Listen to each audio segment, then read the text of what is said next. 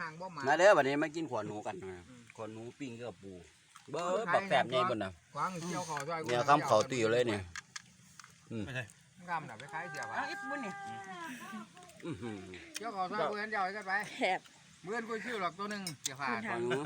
กว่าจะเสร็จ ไปมือนี้มึงบ่มีเดือกเลย ข้าเกี่ยวเขามา ไปเกี่ยวคอกูชื่อตัวนอกตัวหนึ่งไป เป็นที่แบบสร้างบ้าน บ่ต้องไปหรอก เป็น ขาย ที่ วาง แบบ มือนี่จม กินยังก็ได้เนาะแซ่บน้ำทงน้ำหน้า ว้าว ปากบ่ดี น้ำทงน้ำหน้ากินที่แบบ เมียกัน ครับ มื้อ อ้อมหนู พร้อมอะไรซิมเลยล่ะเดี๋ยว กระทั่งยามึงสั่งปัญหาในครอบครัวอยู่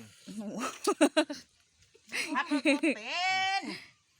สาวตีนครับไปซื้อกันเลยตัวรถ เดี๋ยวหนึ่งสองสาม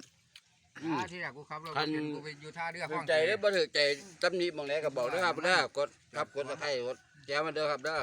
จะจำนะ บรรยากาศทุ่งนา